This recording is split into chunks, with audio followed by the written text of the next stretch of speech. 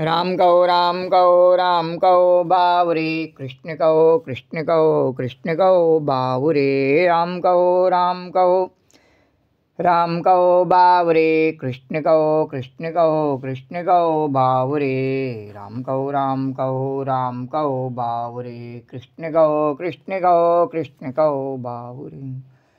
राम कहो राम कहो राम कहो बावरे, कृष्ण कहो कृष्ण कहो कृष्ण कहो बावरे। राम कहो राम कहो राम कहो बावरे, कृष्ण कहो कृष्ण कहो कृष्ण कहो बावरे। राम कहो राम कहो राम कहो बावरे, कृष्ण कहो कृष्ण कहो कृष्ण कहो बावरे। राम कहो राम कहो राम कहो बावरे, कृष्ण कहो कृष्ण कहो कृष्ण कहो बावरे। राम कहो राम कहो राम कहो बावरे, कृष्ण कहो कृष्ण कहो कृष्ण कहो बावरे। राम कहो राम कहो राम कहो बावरे, कृष्ण कहो कृष्ण कहो कृष्ण कहो बावरे। राम कहो राम कहो राम कहो बावरे, कृष्ण कहो कृष्ण कहो कृष्ण कहो बावरे। राम कहो राम कहो राम कहो बावरे, कृष्ण कहो कृष्ण कहो कृष्ण कहो बावरे। ओम गम गणपतये नमो नमः, श्री सिद्धि विनायक नमो नमः, अष्ट विनायक नमो नमः, गणपति बप्पा मोरिया। ओम गम गणपतये नमो नमः, श्री सिद्धि विनायक नमो नमः, अष्ट विनायक नमो नमः, गणपति बप्पा मोरिया। ओम गम गणपतये नमो नमः, श्री सिद्धि विनायक नमो नमः, अष्ट विनायक नमो नमः, गणपति बप्पा मोरिया। ओम गम गणपतये नमो नमः, श्री सिद्धि विनायक नमो नमः, अष्ट विनायक नमो नमः, गणपति बप्पा मोरिया। ओम गम गणपतये नमो नमः, श्री सिद्धि विनायक नमो नमः, अष्ट विनायक नमो नमः, गणपति बप्पा मोरिया। ओम गम गणपतये नमो नमः, श्री सिद्धि विनायक नमो नमः, अष्ट विनायक नमो नमः, गणपति बप्पा मोरिया। ओम गम गणपतये नमो नमः, श्री सिद्धि विनायक नमो नमः, अष्ट विनायक नमो नमः, गणपति बप्पा मोरिया। मंगल मूर्ति मोरिया, गणपति बप्पा मोरिया, मंगल मूर्ति मोरिया। वक्रतुंड महाकाय सूर्यकोटि समप्रभा, निर्विघ्नं कुरु मे देव सर्वकार्येषु सर्वदा। तो राम कहो राम कहो राम कहो बावरे, कृष्ण कहो कृष्ण कहो कृष्ण कहो बावरे। राम कहो राम कहो राम कहो बावरे, कृष्ण कहो कृष्ण कहो कृष्ण कहो बावरे। राम कहो राम कहो राम कहो बावरे, कृष्ण कहो कृष्ण कहो कृष्ण कहो बावरे। राम कहो राम कहो राम कहो बावरे, कृष्ण कहो कृष्ण कहो कृष्ण कहो बावरे। राम कहो राम कहो राम कहो बावरे, कृष्ण कहो कृष्ण कहो कृष्ण कहो बावरे। राम कहो राम कहो राम कहो बावरे, कृष्ण कहो कृष्ण कहो कृष्ण कहो बावरे। राम कहो राम कहो राम कहो बावरे, कृष्ण कहो कृष्ण कहो कृष्ण कहो बावरे। राम कहो राम कहो राम कहो बावरे, कृष्ण कहो कृष्ण कहो कृष्ण कहो बावरे। बोलो राजा रामचंद्र भगवान की जय। बोलो कृष्णचंद्र भगवान की जय। बोलो द्वारिकाधीश भगवान की जय। बोलो यमुना मैया की जय। जय जय श्री राधे। ओम श्री परमात्मा ने नमः। कल के कथा प्रसंग से आगे कन्हैया। कल के कथा प्रसंग में गोस्वामी तुलसीदास जी द्वारा रचित श्री रामचरितमानस के बाल कांड के अंतर्गत 58वें दुआ तक के कथा प्रसंग को वर्णन किया। उससे आगे की कथा उसी प्रकार भाव और श्रद्धा के साथ में वर्णन करेंगे। श्री राधे गोविंद, श्री राधे गोविंद। भज मन श्री राधे, श्री राधे गोविंद, श्री राधे गोविंद। भज मन श्री राधे, श्री राधे गोविंद, श्री राधे गोविंद। भज मन श्री राधे, श्री राधे गोविंद। भज मन श्री राधे, श्री राधे जय जय राधे, जय राधे जय श्री राधे, श्री राधे जय जय राधे, जय राधे जय श्री राधे, श्री राधे जय जय राधे, जय राधे जय श्री राधे, श्री राधे जय जय राधे, जय राधे जय श्री राधे, श्री राधे गोविंद, श्री राधे गोविंद। भज मन श्री राधे, श्री राधे गोविंद। भज मन श्री राधे। यन्मायावशवर्ति विश्वमखिलं ब्रह्मादिदेवासुरा, यस्त्वादृशैव भाति सकलं रज्जो यथा हेर्भ्रमा। यत्पादाप्लवमेकमेवैव वाम्भूरे स्थिति संवतं, वन्देऽहं तमशेषकारणपरं रामाख्यमीशं हरिम्। जिनकी माया के वशीभूत संपूर्ण विश्व ब्रह्मादि देवता और असुर हैं, जिनकी सत्ता में रस्सी में सर्प के भ्रम की भांति ये सारा दृश्य जगत सत्य प्रतीत होता है, और जिनके केवल चरण ही भवसागर से तरने की इच्छा वालों के लिए एकमात्र नौका हैं, उन समस्त कारणों से पर, सब कारणों के कारण और सबसे श्रेष्ठ राम कहाने वाले भगवान हरि की मैं वंदना करता हूँ। बोलो राजा रामचंद्र भगवान की जय, कृष्णचंद्र भगवान की जय, द्वारिकाधीश भगवान की जय।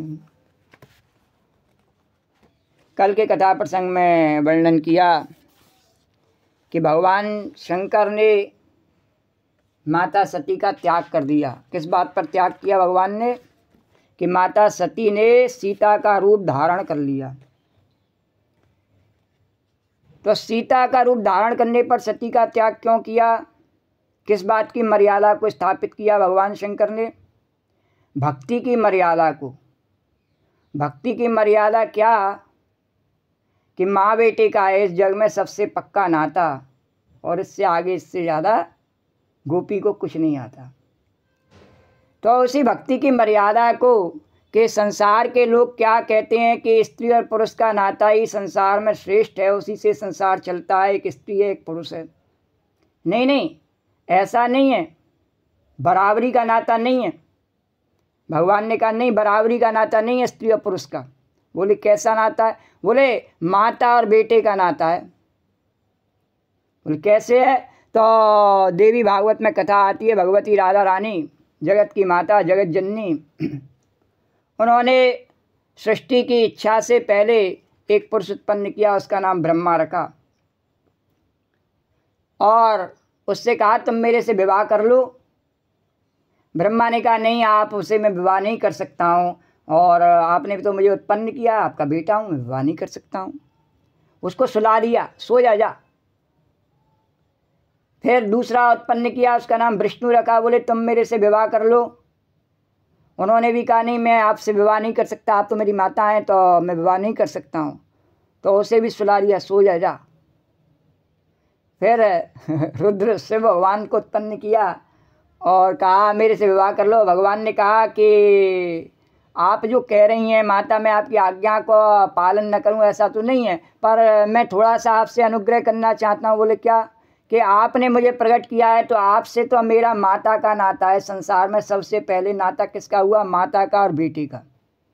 बोले माता और बेटे का नाता है हमारा और आपका, लेकिन हाँ मैं आपकी आज्ञा का पालन कर सकता हूँ यदि आप अपना ही प्रतिरूप एक और उत्पन्न कर दें, तो उसके साथ मैं विवाह करके आपकी इच्छा की पूर्ति कर सकता हूँ, आप अपना एक पटरूप और बना लीजिए। बोले ठीक है। तो उन्होंने एक शिव के साथ में शिवा का रूप बनाया, शिवानी का रूप बनाया और भगवान के साथ में उनका विवाह कर दिया शिव जी के साथ में। और शिव जी से कहा कि तुमने मेरी इच्छा मान ली, मेरी इच्छा पूर्ति की, मेरी आज्ञा मानी, तो मैं तुम पे बड़ी प्रसन्न हूँ, अब तुम मेरे से वरदान मांग लो बेटा। तो भगवान ने कहा शंकर ने कि अगर आप वरदान देना चाहती हैं तो ये मेरे दोनों भाई जो आपने सुला दिए हैं इनको भी जागृत कर दीजिए और इनके भी साथ में सहयोग के लिए एक एक पत्नी ऐसी अपनी परछाई रूपी उत्पन्न कर दीजिए। और माता ने ऐसा ही किया कि नारायण के साथ में लक्ष्मी और ब्रह्मा के साथ में ब्रह्माणी सरस्वती उनको उत्पन्न कर दिया। तो वो किस रूप में उत्पन्न किया? उनके साथ में परछाई बनाए करके। और वैसे भी शास्त्रों में कहा जाता है कि स्त्री जो है वो पुरुष की क्या है? परछाई है। परछाई है नहीं। तो परछाई जो होती है नहीं, कभी आती है और कभी जाती है, हर समय परछाई साथ में नहीं रहती है। हम जब चलते हैं तो क्या हर समय परछाई रहती है? नहीं, हर समय नहीं होती है, कभी आती है और कभी जाती है। तो भगवान शंकर ने इस कथा में, इस लीला में इस मर्यादा का पालन किया है। बोले ये जो सती हैं मेरे साथ में तो परछाई की तरह से हैं, माता की कृपा से हैं, कभी आती हैं कभी जाती हैं, सती रूप में चली जाएंगी, पार्वती के रूप में आ जाएंगी, कोई फर्क नहीं पड़ता है। पर जगत जननी माता भगवान की परम शक्ति योग माया मेरे से अगर नाराज़ हो गई तो माँ बेटे के संबंध को बिगाड़ने वाला कुपूत कहूँगा, तो भक्ति की मर्यादा को बिगाड़ने वाला बनूंगा। तो ऐसा मैं नहीं कर सकता हूँ, इसलिए भले ही सती को मुझे त्याग करना पड़े। इस कारण से भगवान ने और माँ बेटे के नाते की भक्ति की मर्यादा को स्थापित करने के लिए और अपनी परम प्रिया सती का त्याग कर दिया। उनका कोई इतना अपराध नहीं था, केवल सीता का रूप धारण करा था, कोई ऐसा अपराध नहीं था, लेकिन उनका त्याग कर दिया। लोग बड़े बड़े अपराध पर भी अपनी पत्नियों का त्याग नहीं करते हैं, पर भगवान ने त्याग कर दिया। और इतना ही नहीं, त्याग करने के बाद उन्होंने हनुमान का रूप धारण किया भगवान शंकर ने, और जगत जननी माता की खोज करने के लिए और रावण के चुंगल से उन्हें छुड़ाने के लिए पूरा प्रयत्न किया। और माँ बेटे के संबंध को उन्होंने सब संसार में, देवी चालीसा में, दुर्गा चालीसा में आता है, लांगुर वीर करत अगवानी, तो सब जहाँ भी जामे, हम वैष्णो देवी जामे, सब जगह जामे, हनुमान जी आगे खड़े रहते हैं। तो इस प्रकार से माँ बेटे के संबंध को स्थापित करने के लिए भगवान ने और अपनी परम प्रिया पत्नी सती का त्याग कर दिया और तपस्या में बैठ गए हैं। तो भगवान मूरत मंद तपस्या में बैठे हुए हैं और क्या गा रहे हैं?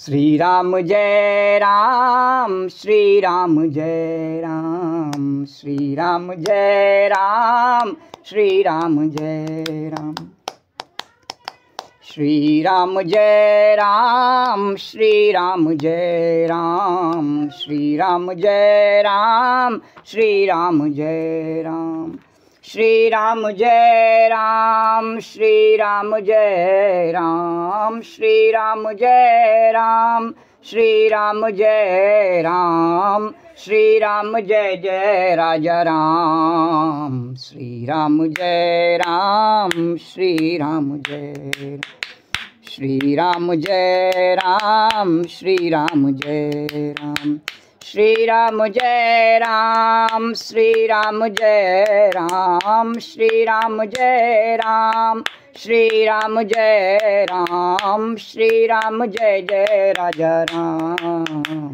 श्री राम जय राम, श्री राम जय, श्री राम जय राम, श्री राम जय राम, श्री राम जय राम, श्री राम जय राम, श्री राम जय राम, श्री राम जय राम, श्री राम जय राम, श्री राम जय राम, श्री राम जय राम, श्री राम जय राम, श्री राम जय जय राजा राम, श्री राम जय राम, जय सिया राम, श्री राम जय राम, जय सिया राम, श्री राम जय राम, श्री राम जय राम, श्री राम जय राम, श्री राम जय राम, श्री राम जय जय राम, श्री राम जय राम जय सिया। और भगवान शंकर का स्वरूप कैसा है, जिस स्वरूप में वो बैठे हुए हैं ध्यान में, तपस्या में लीन।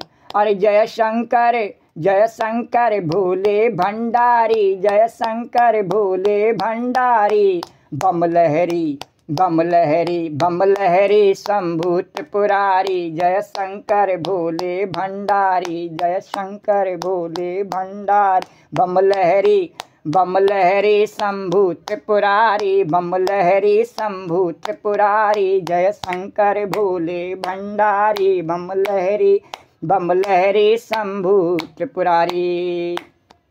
है तुम शीस पे गंगा धारे हो, तुम नाग गले में डारे हो, तुम शीश पे गंगा धारे हो, तुम नाग गले में डारे हो, तुम शीश पे गंगा धारे हो, तुम नाग गले में डारे हो। अरे तुम भाल पे चंदा बारे हो, तुम भाल पे चंदा बारे हो, बम लहरी बाबा, बम लहरी शंभु त्रिपुरारी, बम लहरी शंभु त्रिपुरारी, जय शंकर भोले भंडारी, जय शंकर भोले भंडारी। ओम नमः शिवाय, ओम नमः शिवाय, ओम नमः शिवाय, ओम नमः शिवाय। इस प्रकार से भगवान बैठे हुए हैं और माता सती इस बात के लिए इंतजार कर रही हैं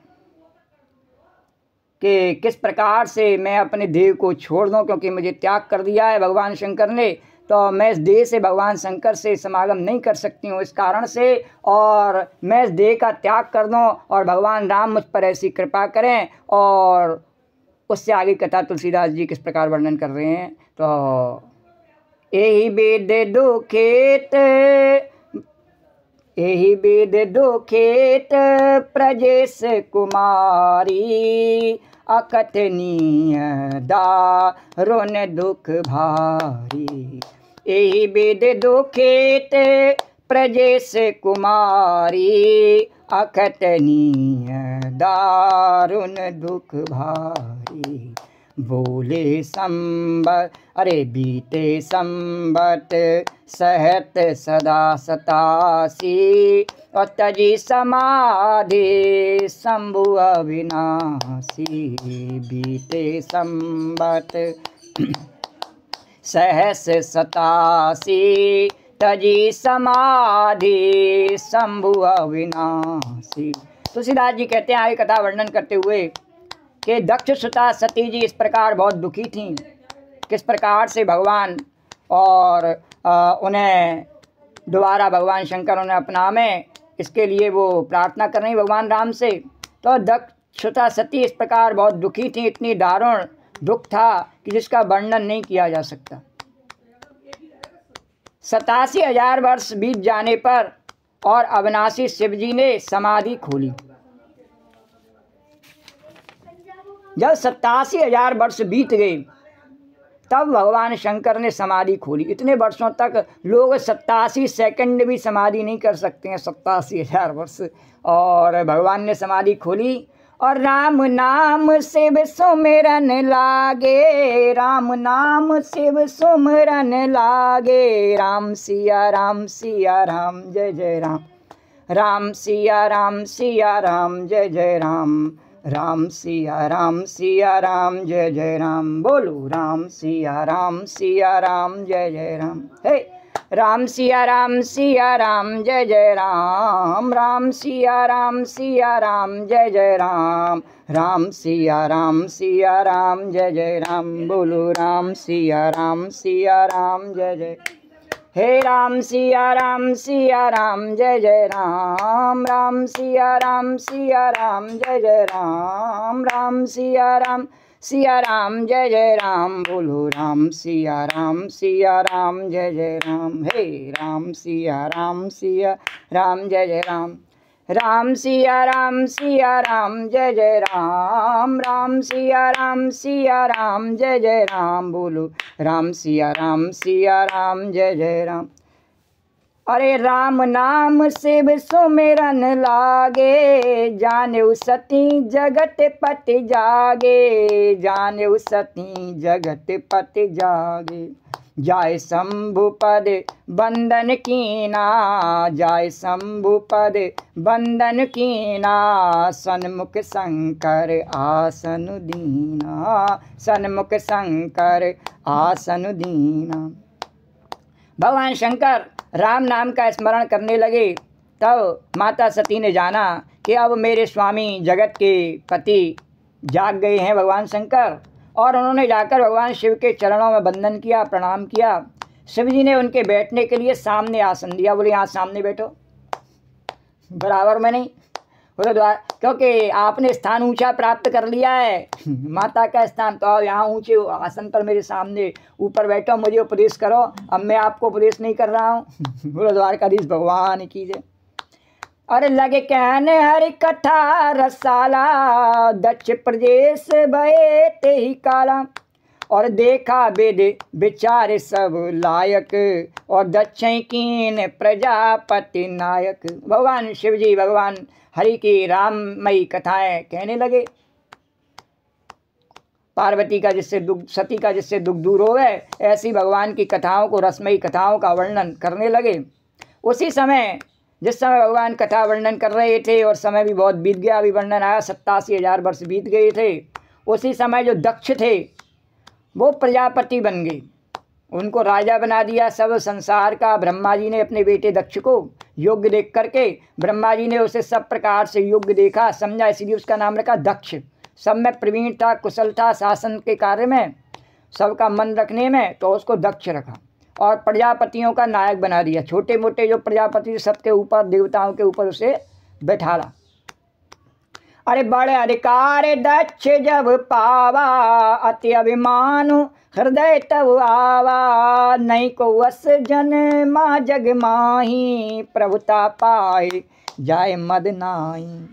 और जब दक्ष ने इतना बड़ा अधिकार पाया, तो अगर छोटे ओछे व्यक्ति को और ज़्यादा मिल जावे, समावे नहीं उसमें, ज़्यादा बढ़ जावे नहीं तो समावे नहीं, तो फिर बाहर निकल के आवे तो ज़्यादा मिल जावे उसको, तो बड़ा अधिकार उसको मिल जावे, तो हृदय में अत्यंत अभिमान आ गया, उसको आ गया घमंड, बोला मेरी जोड़ अब कोई है ही नहीं। बोले द्वारकाधीश भगवान की जय। और जगत में, और ये दक्ष की बात नहीं है, संसार में ऐसा कोई पैदा ही नहीं हुआ जिसको प्रभुता पा करके मद नहीं हो। थोड़ा सा भी जिसको सम्मान मिल जाए, संपत्ति मिल जाए, अधिकार मिल जाए, कुछ भी मिल जाए, तो उसमें स्वाभाविक है कि घमंड आ ही जाता है। बोलो द्वारकाधीश भगवान की, इसमें कोई आश्चर्य की बात नहीं है। अरे दक्ष लिए मुनि बोल सब, और करन लगे बढ़ जा, और नेवते सादर सकल सुर, जे पावत मक भाग सियावर राम जय जय राम, मेरे प्रभु राम जय जय राम। दक्ष ने सब मुनियों को बुला लिया और बड़ा यज्ञ करने लगे, जो देवता यज्ञ का भाग पाते हैं। जिन जिन देवताओं को यज्ञ में हिस्सा दिया जाता है, दक्ष ने उन सब को आदर सहित निमंत्रण किया। जैसे अब आवाहन करके हम बुलाते हैं नहीं देवताओं को, लेकिन दक्ष के यज्ञ में वो सब देवता प्रत्यक्ष रूप में पहुँचे। भले आहुति के द्वारा आह्वान नहीं, अपना अधिकार लेने के लिए प्रत्यक्ष रूप से देवता पहुँचे। अरे किन्नर नाग सिद्ध गंधर्वा, बहुधुन बधुन समेत, अरे बधुन समेत चले, समेत चले सुर सरवा। किन्नर नाग सिद्ध गंधर्वा, बधुन समेत चले सुर सरवा, बधुन समेत चले सुर सरवा। विष्णु बिरंच महेश बिहाई, चले सकल सुर जान बनाई, विष्णु बिरंच महेश बिहाई, चले सकल सुर जान बनाई। और जैसे ही दक्ष का निमंत्रण मिला, जैसे बहुत दिनों बाद जैसे कहीं कोई बड़े भंडारे का, गांव का निमंत्रण हो नहीं, ऐसे देवताओं को इतने बड़े यज्ञ का जैसे निमंत्रण मिला, बोले देवताओं को पूछता ही कौन है, आज के युग में तो वैसे सब देवताओं को पूछते हैं, बोले देवताओं को निमंत्रण मिला तो किन्नर नाग सिद्ध गंधर्व और सब देवता अपनी अपनी स्त्रियों सहित चले बोले चलो अब तो आज तो निमंत्रण है, उसी के यहाँ पर थोड़े दिन रहेंगे दक्ष के यहाँ पर, और वहाँ पर उत्सव मनेगा और अपने घर में बचत होगी। बोले द्वारकाधीश भगवान की। इस प्रकार से सब के और चल दिए। विष्णु ब्रह्मा और महादेव जी को छोड़ करके सभी देवता अपना अपना विमान सजा करके चली। तो महादेव जी को तो उसने निमंत्रण ही नहीं दिया, और जब महादेव जी को नहीं दिया तो अनेकों जगह शास्त्र में वर्णन आता ही है कि वही महादेव है, वही विष्णु है, वही ब्रह्मा है। तो जब वो एक ही भगवान है तो अलग अलग रूप में आ कैसे जाते उसके पास में? आ ही नहीं सकते थे। कि महादेव को नहीं बुलाया तो विष्णु रूप में उसके पास आया में, कि ब्रह्मा रूप में आया में, नहीं आ सकते। बोले ऐसा तो हो सकता है, शास्त्र में प्रमाण है कि भगवान विष्णु के रूप में कोई नहीं बुलावे भगवान को, तो भगवान ब्रह्मा के रूप में आ जावे, हाँ भगवान शंकर के रूप में आ जावे, ऐसा तो हो सकता है। पर एक भी उदाहरण ऐसा नहीं है जो भगवान शंकर को नहीं बुलावे और विष्णु आ जावे उसके यज्ञ में। बोलो द्वारकाधीश भगवान की, उसके यज्ञ में नहीं आ जावे।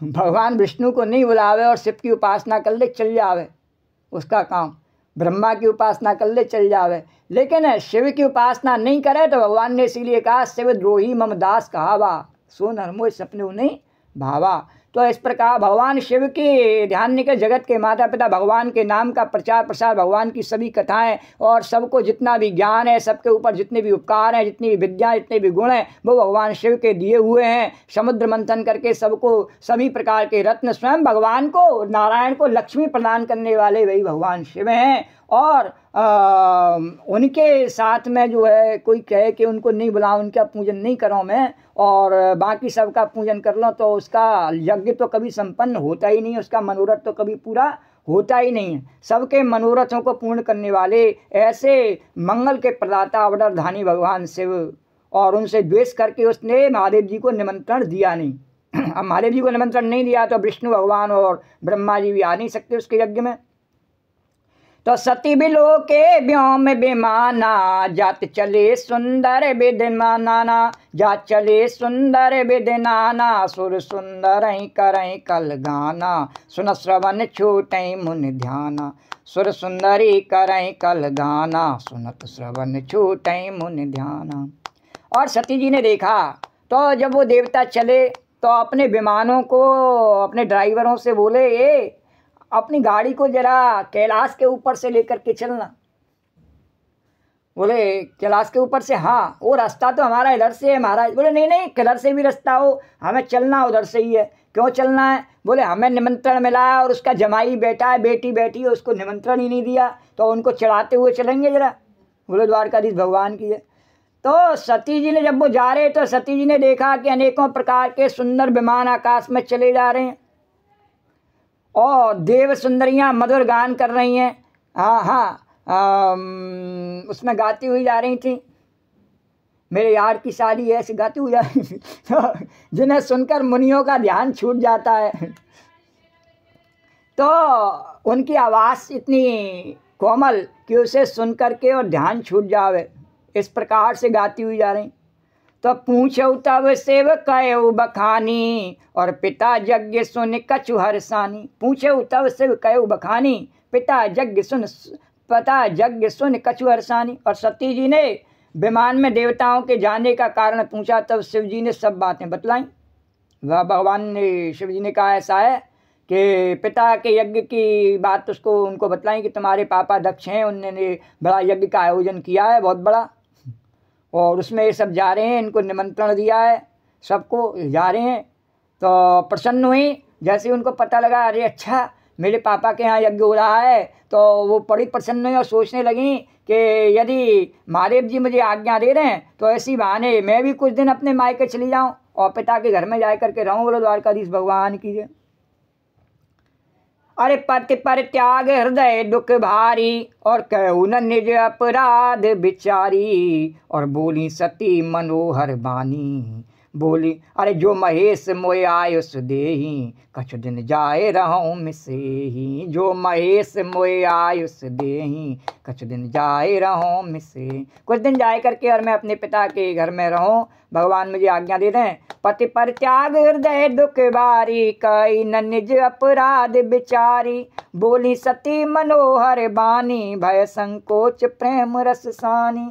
और उन्होंने पति के द्वारा जो छोड़े जाने का जो दुख था उसको वो प्रकट में कह नहीं पा रही थी इतने वर्षों से, और भगवान तपस्या में लीन बैठे थे, उनसे वार्तालाप भी नहीं, तो उनके हृदय में परित्याग किए जाने का जो बड़ा भारी दुख था, पर अपना अपराध समझकर, क्योंकि गलती उन्हीं की थी इसलिए कुछ कह नहीं सकती भगवान शंकर से, तो आखिर सती जी भय, संकोच और प्रेम रस में सनी हुई मनोहर वाणी से बोली। बोली द्वारकाधीश भगवान की जय। अरे पिता भवन उत्सव परम जो प्रभु आयुष हो, तो मैं जाऊं कृपा यतन सादर देखन सोई। सियावर राम जय जय राम, मेरे प्रभु राम जय जय राम। सती ने कहा, हे प्रभु, मेरे पिता के घर में, जब आपने बताया बहुत बड़ा उत्सव हो रहा है, इतना बड़ा उत्सव हो रहा है और हम नहीं जावे, ऐसा कैसे हो जावे? तो आपको नहीं चलना है तो आप भले मत चलो, लड़ाई तो आपकी हुई है, मेरी तो हुई नहीं लड़ाई, मैं तो उसकी बेटी हूँ। तो यदि आपकी आज्ञा हो तो कृपा राम, मैं आदर सहित उसे देखने के लिए जाऊँ, मैं उसे देखने के लिए चली जाऊँ। यहाँ भी सती ने इस बात का ध्यान क्यों नहीं रखा कि शिव जी को साथ में चलने का, क्यों ने अपना देह त्याग करना है, शिव जी के साथ में जाऊँ तो देह त्याग हो नहीं सकता है, इसलिए अपने मन की बात उन्होंने नहीं बताई और सुंदर और मधुर वाणी से उन्होंने भगवान को इस प्रकार से ऊपर ही बात बोल करके और अपनी बात कह दी। अरे कहे उन्नीक मोरे उमन भावा, ये अनुचित नहीं नेवत पठावा। दक्ष सकल निज सुता बुलाई, हमरे बयर तुमऊ बिसराई, हमरे बयर तुमऊ बिसराई। ब्रह्म सवा हम सन दुख माना, ते न यऊ करहीं अपमाना। ब्रह्म सवा हम सन दुख माना, ते अजहु करहीं अपमाना। अरे जो बिन बोले जाओ भवानी, रई नसील स्नेहु न कानी। जो बिन बोले जाओ भवानी, रई नसील स्नेहु न कानी। भगवान शंकर ने कहा, सती तुमने बात तो अच्छी कही, यह मेरे मन को भी बहुत अच्छी लगी, पसंद आई, बढ़िया बात कही तुमने कि तुम्हारे पिता के घर में उत्सव हो रहा है, थोड़े दिन चलना चाहिए देखने के लिए, वहाँ भी हमें भी चलना चाहिए। पर उन्होंने हमारे लिए न्योता नहीं दिया है, हमें बुलाया है उन्होंने नहीं बुलाया है, पर उन्होंने बुलाया नहीं है, तो यह तो उसकी गलत बात है नहीं, अनुचित काम है उनका। तो दक्ष ने अपनी सब लड़कियों को बुलाया है, किंतु हमारे वैर के कारण उन्होंने तुमको भी बुला दिया। बोले अगर तुमको ही जाना था तो केवल तुम्हारे लिए ही न्योता दे देता, पर उसने तुम्हें भी नहीं बुलाया। मेरे वैर के कारण से तुम्हारा भी उसने रोकावरण कर दिया। द्वारकाधीश भगवान के जाओ।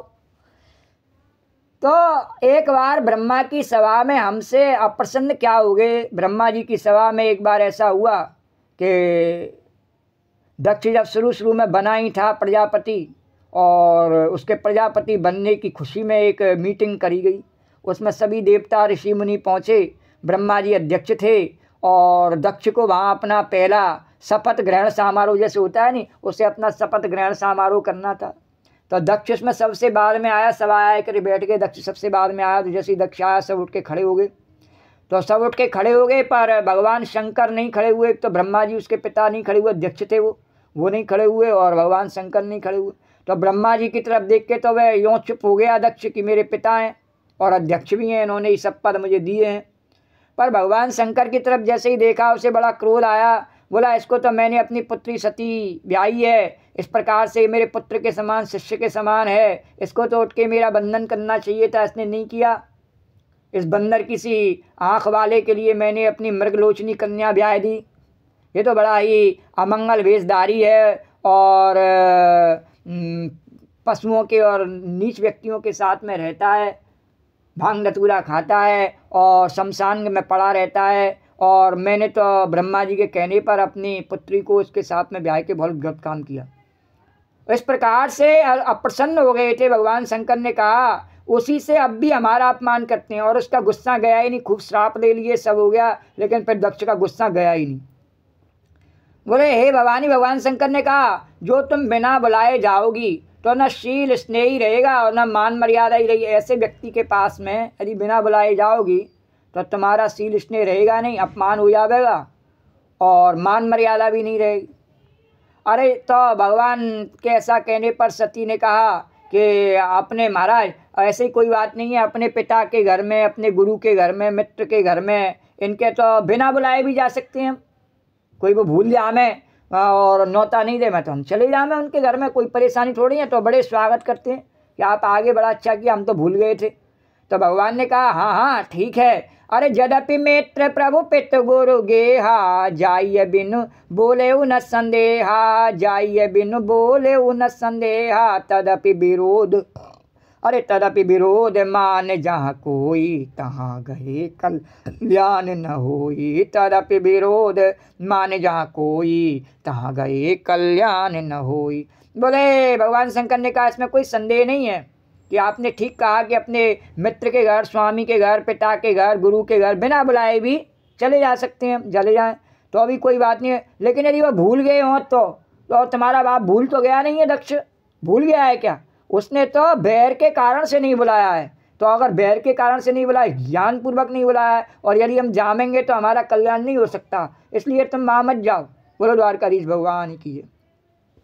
तो भांति अनेक शंभु समझावा, भावी बस न ज्ञान और आवा, भावी बस न ज्ञान और आवा। कह प्रभु जाओ जो बिनती बिनई बुलाएं, कह प्रभु जाओ जो बिनई बुलाएं, नहीं बल बात हमारे भाएं। भगवान शिव जी ने कहा कि बहुत प्रकार से समझाया, अनेकों प्रकार से, पर होनहार बस सती के हृदय में बोध नहीं हुआ। पर एक तो होनहार क्या, सती को तो पहले ही विचार कर रखा था कि मुझे देह त्याग करनी है, उसके लिए मौका मुझे मिल गया है और इसका मैं फौरन अवसर का लाभ उठाऊं और भगवान शिव के विरह की इस देह को, विरह की अग्नि में जो जल रही है, इसको सचमुच की अग्नि में जला दूं। तो शिव जी के बहुत प्रकार समझाने पर भी उनको इसलिए बोध नहीं हुआ। फिर भगवान शिव ने कहा कि यदि तुम हमारे बिना बुलाए जाओगी तो हमारी समझ में अच्छी बात न होगी। देखो तुम्हारा हित हो सकता है, हमारे बिना कहे जाओगी, हमारी बात नहीं मानोगी तो। बोलो द्वारकाधीश भगवान की।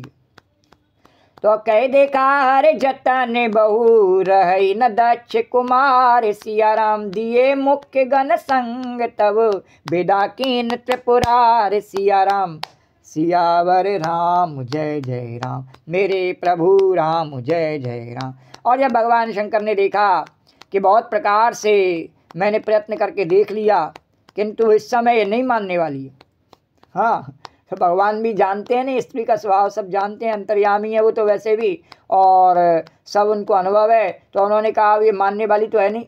किंतु जब सती किसी प्रकार, तो उन्होंने भी अंतर्यामी जान लिया कि ये किस लिए जाना चाहती है, कि अपने देह का त्याग करना चाहती है। तो भगवान शंकर ने कहा, सोचा कि अगर इनके देह त्याग करना ही है तो यहाँ नहीं करें, अपने पिता दक्ष के घर में ही करें, क्योंकि एक तो पहले से ही मेरे से कुपित है, और उसकी पुत्री यदि मेरे पास में यहाँ मर गई तो मेरे खिलाफ कोर्ट में केस कर देगा हैं, और मेरे भजन में विघ्न पड़ जाएगा। इसलिए अच्छा यही है कि अगर प्राणी त्यागने सती को तो अपने पिता दक्ष के घर में ही जा कर के त्यागे, जिससे मैं ही उस पर केस कर सकूं, वो मेरे पर नहीं कर सके। बोलो द्वारकाधीश भगवान की जय। तो इस प्रकार से शिव जी ने देख लिया और सती को विदा करने के लिए त्रिपुरारी महादेव जी ने अपने मुख्य गणों को साथ दिया कुछ, और उन्हें विदा कर दिया। नंदीश्वर आदि को उनके साथ में भेज दिया और विदा किया। अरे पिता भवन जब गई भवानी, दक्ष त्रास काहू न सन्मानी, सादर भले मिली एक माता, भामनी मिली बहुत मुस्काता, भामनी मिली बहुत मुस्काता। और जब माता सती पिता दक्ष के घर में पहुंची तब दक्ष के डर के मारे किसी ने उनकी आप भगत नहीं की। अरे किसी ने नहीं, सब जानते थे कि दक्ष से इसका बैर है, इसकी बनती नहीं है, अगर हम इसकी आप भगत करेंगे तो दक्ष का हमसे रूठ जावे और हमें हमारा परोसा भी नहीं देवे, कोई बायना पैना नेग हमें देवे नहीं दक्ष हैं, तो हम काहे को इसकी तरफदारी करें, हम इससे नहीं बोलती। और इसलिए सती से कोई नहीं बोला, केवल एक माता भले ही आदर से मिली, उनकी जो माता जी थी वही उनसे बस मिली केवल। और बहन जो थी बहुत मुस्कुराती हुई मिली, वो तो ऊपर से व्यंग्यात्मक मुस्कुराती है, अच्छा तुम भी आई हो, इस प्रकार से उनका मजाक उड़ा। तुम्हारे वो कहाँ है श्रीमान जी बेल पे बैठे वाले, वो नहीं आए, अच्छा इस प्रकार से उनका व्यंग करती हुई वो हंसती हुई चली गई। अरे दक्षिण कछ पूछी कुशलाता, सती बिलोक जरे सब गाता, सती बिलोक जरे सब गाता, सती जाय देख्यो तब जागा, और कटौ नदीक शंभु कर भागा, सती जाय देख्यो तब जागा, कटौ नदीक शंभु कर भागा। अरे दक्ष ने तो उनकी कुशल तक नहीं पूछी, उसने देखा ही नहीं कौन आया कौन नहीं आया, ध्यान ही नहीं दिया। और जब ध्यानपूर्वक उसे देखना ही पड़ गया तो सती जी को देखते ही और उल्टे उसके सारे अंग जल उठे। क्यों जल उठे उसके अंग? बोले अरे मैंने तो बुलाया नहीं, फिर भी मेरा अपमान करने के लिए आ गई यहाँ पे।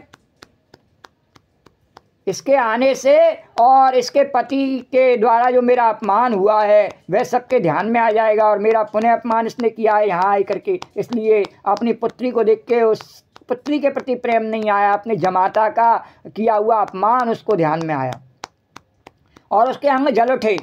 तब सती जी ने आकर के यज्ञ देखा, तो वहाँ यज्ञ में क्या देखा, यज्ञ मंडप में, कि वहाँ शिव जी का भाग दिखाई नहीं दिया, उनके लिए कुर्सी नहीं लगाई थी। उसने सब जितने भी देवता थे ना सबका नाम लिख लिख करके कुर्सियाँ लगाई थी। ये अग्नि देवता के लिए, वरुण देवता के लिए, इंद्र के लिए, ये और ऋषि मुनियों के भी नाम लिखे थे, छोटे छोटे ऋषि मुनियों के भी नाम लिखे रखे थे। भृगु आदि सब ऋषि मुनियों के नाम लिखे हुए थे, सबके लिए कुर्सी लगी हुई थी। और भगवान विष्णु की और ब्रह्मा जी की कुर्सी लगी थी, खाली पड़ी हुई थी, उनकी भी कुर्सियाँ लगाई थी, वो पहुँचे नहीं थे पर वो खाली पड़ी हुई थी। पर भगवान शंकर की तो लगाई नहीं उसने कुर्सी, बोले जो देवताओं की लगाई और महादेव की नहीं लगाई, इतना बड़ा इसका अपराध। तो अब सती ने देखा कि शिव जी का भाग कहीं नहीं दिखाई दिया। अरे तब चित्त चढ़े जो शंकर कहु, प्रभु अपमान समझे हृदय हो, पाछल दुख न हृदय अस व्यापा, जस्य भयउ महापरतापा, जस्य भयउ महापरतापा। और जब शिव जी ने जो कहा था पहले आते समय कि तुम्हारा अपमान हो सकता है और तुम्हारे लिए कठिन परिस्थिति आ सकती है, तो वह उनको समझ में आ गया कि किस प्रकार से मेरे पति ने जो कहा वह सब सत्य था, और ये मेरा जो पिता है ये बहुत दुष्ट है।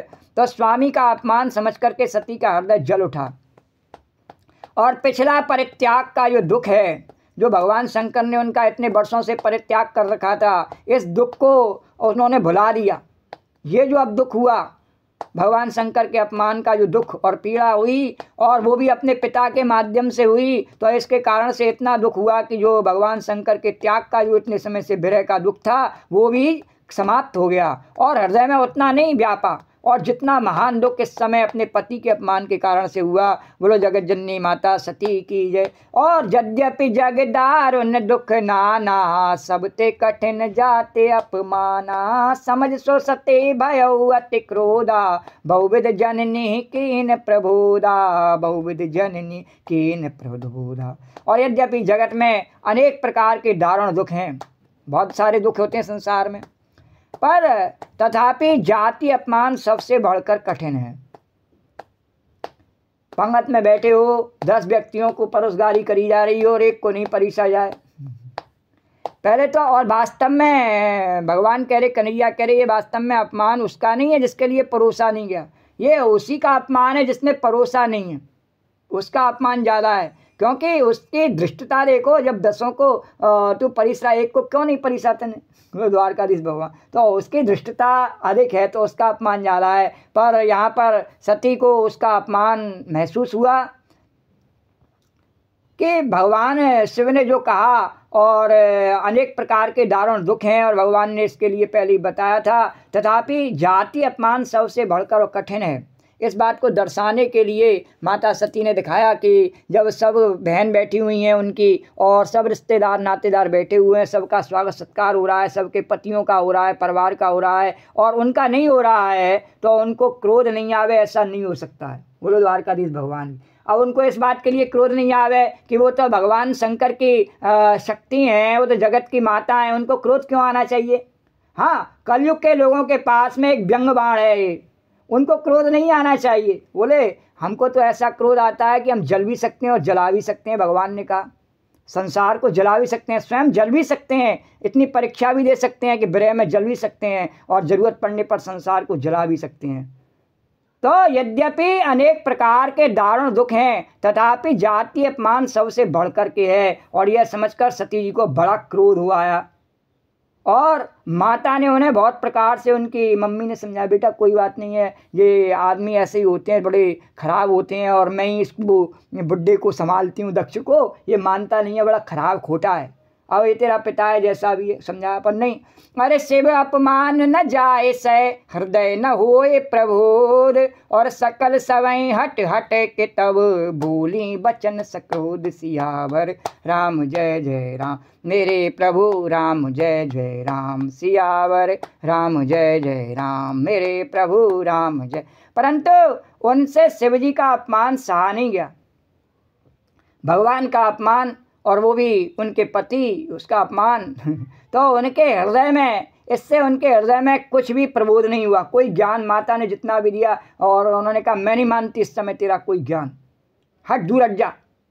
तो जब वे सारी सभा को हठपूर्वक डांट कर क्रोध भरे वचन में बोली, बोले ए तुम सब दुष्ट और पापी बैठे हुए हो यहाँ पर, अरे सुनो सभासद सकल मुनिंदा, कई सुनी जिन शंकर निंदा। सुनो सभासद सकल मुनिंदा, कई सुनी जिन शंकर निंदा। सो फल तुरत लहब सब काहू, भली भांत पछताब पिताहू।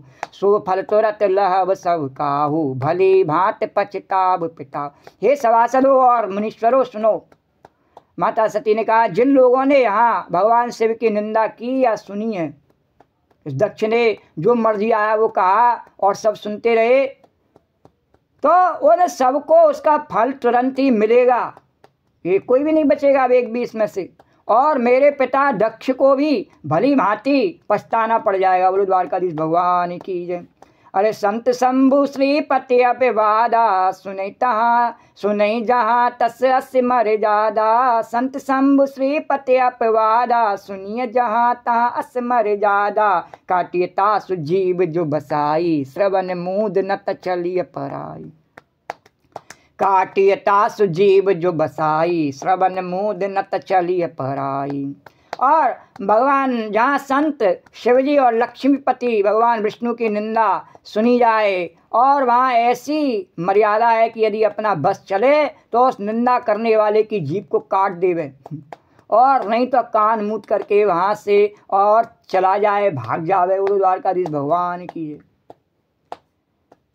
अरे जगतात्मा महेश पुरारी, जगत जनक सबके हितकारी। जगदात्मा महेश पुरारी, जगत जनक सबके हितकारी। पिता मंद मते निंदत तेहि, दक्ष शुक्र संभव यह देहि। पिता मंद मते निंदत तेहि, दक्ष शुक्र संभव यह देहि।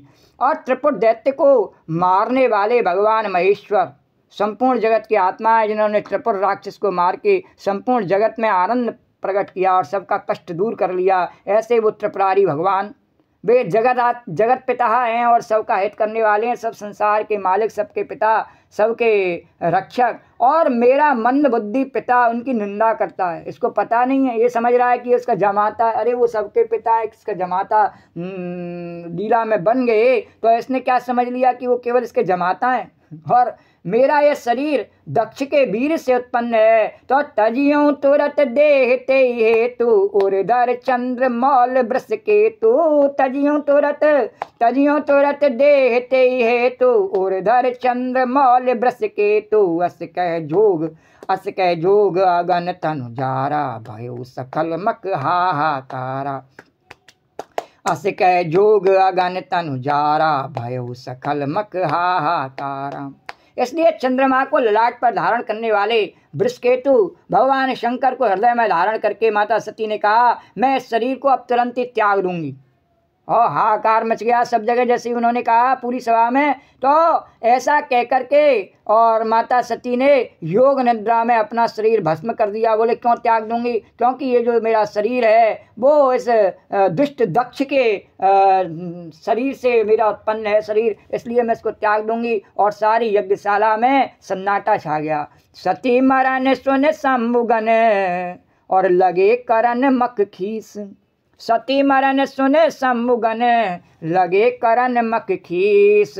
और यज्ञ विध्वंस बिलोक भृगु रक्षा कीन मुनीस। सियावर राम जय जय राम, मेरे प्रभु राम जय जय राम, सियावर राम जय। और सती का मरण सुनकर के शिव जी, जब सती ने अपने शरीर को भस्म कर लिया तो भगवान शंकर के जो गण उनके साथ में गए थे नंदी आदि, वो यज्ञ विध्वंस करने लगे। बोले अरे हमारी मालकिन को इन्होंने जला के मार डाला, अब इनको नहीं छोड़ेंगे। तो यज्ञ विध्वंस जब करने लगे तो दक्ष भी जो बिना सुरक्षा के तो बैठा नहीं था, उसने भी काफ़ी सुरक्षा कर रखी थी। इतना बड़ा आदमी था तो उसके पास भी सुरक्षा पूरी थी नहीं, तो उसने भृगु ऋषि को सुरक्षा के लिए लगा रखा था। तो जैसे ही भृगु ऋषि जो थे बड़े तेजस्वी ऋषि थे, उन्होंने जैसे ही यज्ञ में विघ्न आते देखा तो तुरंत ही उन्होंने अपने तेज से और ऋभु नाम के दैत्य पैदा कर दिए, और जो कि भगवान शंकर के गणों को मार मार के भगाने लगे।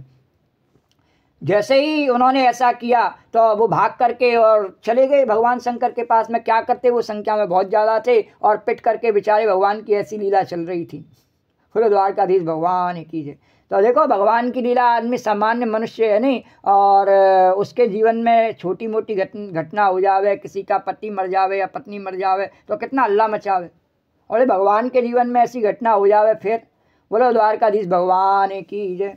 तो जैसे ही भृगु जी ने उन ऋभुओं को पैदा किया और उन्हें मार के भगवान शंकर के दूतों को भगा दिया, तो समाचार सब शंकर पाए, वीर भद्र कर कोप पठाए, यज्ञ विध्वंस जाए तिन कीना, सकल सुरन वेद बत फल दीना, भय जग विदित दक्ष गत सोई, जस कछु शंभु विमुख के होई, यह इतिहास सकल जग जानी, ताते मैं संक्षेप बखानी, ताते मैं संक्षेप बखानी। और जैसे ही माता सती का मरण सुनकर के शिव जी के गण यज्ञ विध्वंस करने लगे, और भृगु ने उन्हें ऋभुओं के द्वारा मार करके भगवान शिव के पास भगा दिया। तो ये सब समाचार उन्होंने जाकर के जब भगवान शंकर को दिया तो भगवान शंकर को बहुत क्रोध आया, और क्रोध आया इतना कि उन्होंने अपनी जटा को उखाड़ के खींच लिया।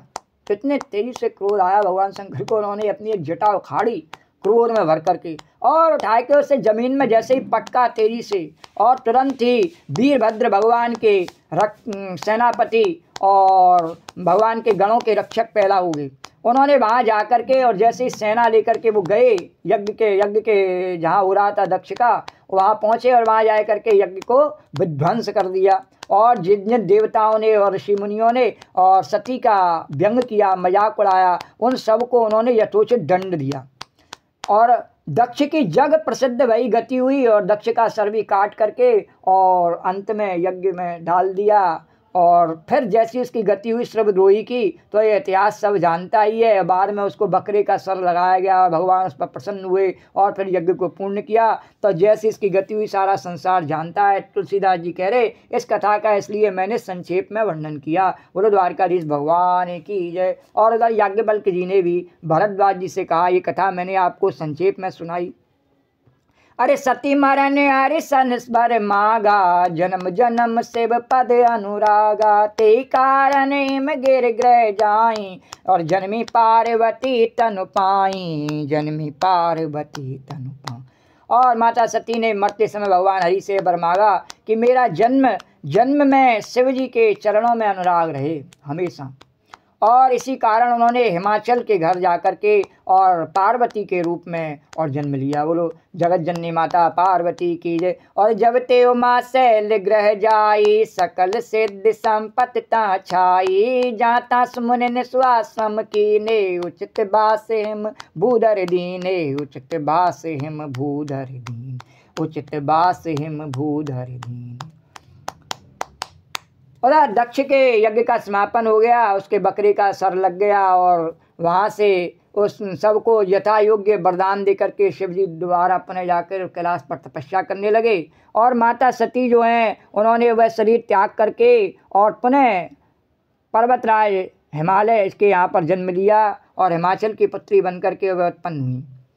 और जब से उमा हिमाचल के यहाँ जन्मी, तब से सारी सिद्धियां और संपत्तियां छा गईं, और मुनियों ने जहाँ तहाँ स्वाश्रम सुंदर आश्रम बना लिए, और हिमाचल ने उनको उचित स्थान दिए।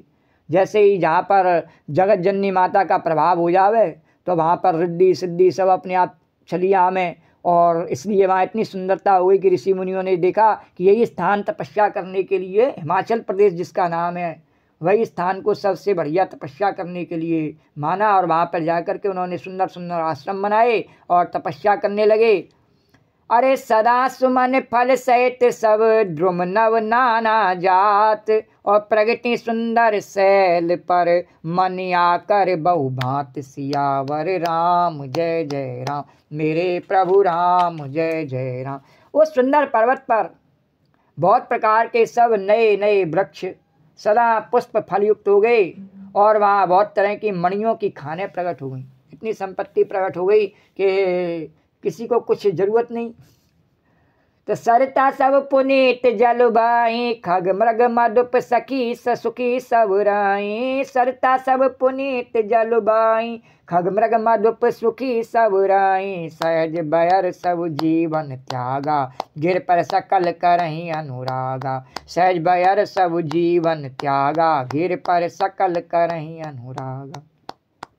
सारी नदियों में पवित्र जल बह रहा था, और पक्षी पशु भ्रमर सभी सुखी में गुंजार कर रहे थे। सभी जीवों ने अपना पारस्परिक बैर, जो स्वाभाविक बैर होता है नहीं, एक का दूसरे से, ऐसे शेर का गाय से बैर है तो उस बैर को छोड़ दिया, और पर्वत पर सभी परस्पर प्रेम करते हैं। और माता के प्रभाव से सभी उनके बालक बनके, चाहे पशु हो, चाहे पक्षी हो, चाहे कोई भी हो, सब में माता की कृपा, माता की ममता, माता का ऐश्वर्य बस गया। और सब ने बैर त्याग करके और अपने आप को सुखी और संपन्न मान करके और उसी प्रकार से जीवन को व्यतीत करने लगे। अरे सो शैल गिर जाग्रह आए, जिम जन राम भगत के पाए। सो शैल गिर जाग्रह आए, जिम जन राम भगत के पाए। नित नूतन मंगल ग्रह तासु, ब्रह्मादिक गावै जस जासु। नित नूतन मंगल ग्रह तासु, ब्रह्मादिक गावै जस जासु। और पार्वती जी के वहाँ प्रकट हो जाने पर पर्वत जो है, पर्वत ऐसा शोभायमान हो रहा था, हिमाचल पर्वत ऐसा जैसे राम भक्ति को पा करके भक्त शोभायमान हो जाता है। भगवान की भक्ति से ऐसे भक्त में और तेज और ऐश्वर्य बढ़ जाता है। उस प्रकार पर्वतराज के घर नित्य नए मंगल उत्सव होते हैं, और जिनका ब्रह्मादि यश गाते हैं। नारद समाचार सब पाए, कौतुक ही गिर गे सिदाए। शैल राज बड़ आदर कीना, पद पखार बर आयुष दीना। और भगवान जहाँ प्रकट होते हैं, चाहे वो कृष्ण के रूप में हो, राम के रूप में हो, और चाहे माता के रूप में हो, जहाँ भी प्रकट हो, तो नारद जी नहीं जावे वहाँ पर, और लीला को भगवान की को आगे नहीं बढ़ावे, प्रचार प्रसार उसका नहीं करें, ऐसा तो हो ही नहीं सकता है। तो जैसे ही नारद जी ने भगवान के मन है, उनको पता लगा कि भगवान ने नया अवतार पार्वती जी के रूप में लिया है, तुरंत ही पहुँच गए। और नारद समाचार सब पाए, कौतुक ही गिर गे सिदाए। शैल राज बड़ आदर कीना, पद पखार बर आसन दीना। और नारद जी जैसे ही पहुँचे हिमाचल के घर पर, पर्वतराज ने उनका बड़ा आदर किया और चरण धो करके उनको उत्तम आसन दिया। कहा महाराज बैठो, मेरे बड़े भाग्य आप आए। नारी सहित मुन पद सिर नावा, चरण सलिल सब भवन सिचावा। चरण सलिल सब भवन सिचावा, निज सौभाग्य बहुत गिर बरना। सुता बोल मेली मुल चरना। और अपनी स्त्री के सहित मुनि के, नारद मुनि के चरणों में सिर नवाया और उनके चरणों को धोया, उनके, और चरणोदक को सारे घर में छिड़कवाया। पहले कच्चे घर होते थे, उसमें सब में घर में छिड़कवाया, बोले इनके चरण रस से, और मेरा सब घर पवित्र हो गया। तो हिमाचल ने अपने सौभाग्य का बहुत बखान किया और अपनी पुत्री पार्वती को बुलाए करके और मुनि के चरणों में डाल दिया। बोले इनकी वंदना करो। अरे त्रिकालज्ञ सर्वज्ञ तुम, गति सर्वत्र तुम्हार। काऊ सुता के दोष गुण, मुनि बर हृदय विचार। सियावर राम जय जय, मेरे प्रभु राम जय जय। और कहा हे मुनिवर, आप तो त्रिकालज्ञ सर्वज्ञ हैं नारद जी, आपकी सर्वज्ञ पहुँच है, तो आप मेरी इस कन्या के गुण दोषों को हृदय में विचार करके वर्णन करिए। किस प्रकार से इसके जीवन में संपन्नता आवेगी, उसको कैसा पति मिलेगा, इस बारे में मैं पूछना चाहता हूँ। अरे कह मुने बेस गुड़ मृदुबानी, सुता तुम्हारी सकल गुण खानी, सुंदर सहज सुशील सयानी, नाम उमा अंबिका भवानी, नाम उमा अंबिका भवानी, नाम उमा अंबिका भवानी। नारद ऋषि ने हंस करके कहा कोमल वाणी में, बोले हिमाचल तुम्हारी कन्या जो है सब गुणों की खान है, ऐसा कोई गुण नहीं है जो इसमें नहीं हो। बोले स्वभाव से ही सुंदर है, स्वभाव से सुंदर। स्त्री का गुण जो है नहीं वो नारद जी ने बताया, यहाँ तुलसीदास जी ने वर्णन किया है क्या कि स्वभाव से सुंदर, सुंदर सहज सुशील सयानी, यानी शरीर से सुंदरता का महत्व नहीं है स्त्री के, स्वभाव से सुंदरता का महत्व है। उसके स्वभाव में कितना मिलनसार है और कितना सबको मेल मिलाप करके रखती है, उसमें उसकी सुंदरता है। जैसे माता पार्वती भगवान शिव के साथ में रहती है नहीं तो उनका वाहन क्या है, उनका वाहन है शेर और भगवान शिव का वाहन है बैल। अगर मेल मिलाप करने का उनमें ठीक ठीक नहीं हो नहीं क्षमता तो मालूम पड़े कि बैल को शेर खा जावे। और उनके पति के और उनके पास भी सांप रहते हैं और उनके बेटे गणेश जी का वाहन चूहा, मालूम पड़े चूहा को सांप खा जावे। तो इस प्रकार से सब, और उनके दूसरे बेटे कार्तिकेय का वाहन मोर, मोर सांप को खा जावे। बोले बड़ा उल्टा खेल है। तो इसलिए मेल मिलाप करने का जो सुंदर स्वभाव है नहीं, सबको मिलाए के रखना, जैसे झाड़ू में बंधी हुई रस्सी होती है सबको मिला के रखती है, इस प्रकार से स्त्री का जो सुंदर स्वभाव बताया, सुंदर शरीर से नहीं है, सुंदर स्वभाव से, और सुशील और समझदार हैं। और उमा अंबिका और भवानी इनके नाम हैं। बोलो जगत जननी अंबिका मैया की जय। तो सब लक्षण संपन्न कुमारी हुई है संतत पियई प्यारी, सदा अचल ए कर अहि बाता, ए तेजस कहीं पितु माता। और ये तुम्हारी कन्या सब सुलक्षणों से संपन्न है, यह अपने पति को सदा प्यारी है और इसका जो सुहाग है वह हमेशा सदा अचल रहने वाला है। और इसके माता पिता जो इससे जो है संसार में सब जितने भी माता पिता होंगे वो सब इससे और इसके पति के माध्यम से ही और यश पाएंगे, क्योंकि संसार के माता पिता का जो स्थान है वो इसको और इसके पति को प्राप्त है। इस प्रकार से नारद जी ने वर्णन किया। को होई है पूज्य सकल जग माही, ए सेवत कछु दुर्लभ नाही। होई है पूज्य सकल जग माही, ए सेवत कछु दुर्लभ नाही। ए कर नाम सुमर संसारा, ए कर नाम सुमर संसारा। त्रिय चढ़ी है पतिव्रत्य सिधारा, त्रिय चढ़ी है पतिव्रत्य सिधारा। और ये सारे संसार में पूजनीय होंगी और इनकी सेवा करने से कुछ भी दुर्लभ न होगा। संसार में कुछ भी चाहिए नहीं, ऐसी कोई चीज़ नहीं जो माता नहीं दे सके अपने बेटे को, कोई भी। तो संसार में कुछ भी चीज़ चाहिए, हमारी सेवा में कहीं ना कहीं कमी है, माता के देने में कहीं कमी नहीं है, हमारे मांगने में, हमारी सेवा करने में या हमारे सामर्थ्य में कमी है, इसलिए नहीं दे पा रही है माता, और नहीं तो उसके देने में कोई कमी नहीं है। हम उसे संभाल न सकें, ये भी एक कारण हो सकता है, हम उसे संभाल न सकें। तो नहीं तो ये सब कुछ जो भी चाहिए वो इनकी सेवा करने से सब प्राप्त हो जाता है। और संसार में स्त्रियां इनका नाम स्मरण करके पतिव्रत रूपी पतवार की धार पर चढ़ जाएंगे, उनको कोई और अलग से भक्ति करने की जरूरत नहीं है। माता पार्वती का ध्यान कर लें किस प्रकार से वो अपने पति की भक्ति करती हैं, किस प्रकार से करती हैं भक्ति पति की, कि भगवान शंकर तपस्या में बैठे रहते हैं तो तपस्या में विघ्न नहीं डालती हैं, और उनके लिए जो भी सामग्री चाहिए तपस्या में फूल है, फल है, जो भी है ला करके अर्पित कर देती हैं भगवान के लिए, और उनके नीचे बैठी रहती हैं, उनका आदेश सुनने के लिए, मानने के लिए सदा तत्पर तैयार रहती हैं। कब भगवान आंखें खोलें और उनसे बोलें और कथा सुनाने लग जाएं, और भगवान के उस वाणी को सुनने के लिए हमेशा तत्पर रहती हैं। ये नहीं कि उस पर हुक्म चलाने के लिए तैयार खड़ी रहती हैं, बोलो द्वारकाधीश भगवान की। तो इस प्रकार से उन्होंने अपने आचरण से शिक्षा दी है। अब उनके आचरण को कोई माने नहीं, और मैं पूजा करूँ गौरी मंगला की, व्रत करूँ गौरी मंगला का, खाक व्रत करे, पति को झूठा लेके मारने के लिए तैयार है, और गौरी मंगला का व्रत करो, तो उसके व्रत करने से, करवा चौथ का व्रत करो, कोई फायदा नहीं उसका। तो पतिव्रता रूपी पतवार की धार पर चढ़ जाएंगी। तो शैल सुलक्षण सुता तुम्हारी, सुनौ जे अब गुण दोई चारी। अगुण अमान मातु पितुहीना, उदासीन सब संशय छीना। हे पर्वतराज, अब तुम्हारी कन्या जो है नहीं बहुत सुलक्षणी है। अब इसमें जो 2-4 अवगुण है, ऐसा तो कोई है नहीं संसार में 2-4 अवगुण क्यों है? तो संसार में जो जन्म देता है तो चाहे वह स्वयं परमात्मा ही क्यों ना हो, उसमें भी फिर अवगुण का जो है अवलोकन किया जाता है। उसमें कोई अवगुण है नहीं है, पर मर्यादा संसार की बनाए रखने के लिए भगवान ने ऐसा किया। तो नारद जी भगवान के मन है, उन्होंने भगवान की बात को समझ करके, उनमें माता में कोई अवगुण नहीं है, पर उस अवगुण को किस तरीके से वर्णन किया है ये भी देख लें में।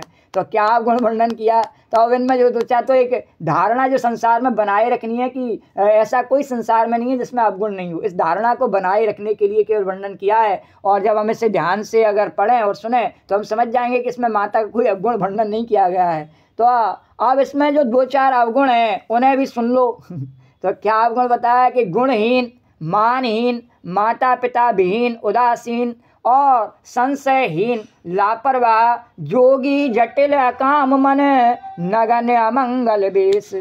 जोगी, जटिल, अकाम मन, नगण्य अमंगल बेश। अस स्वामी एका मिलई, परिहस्त अस रेख।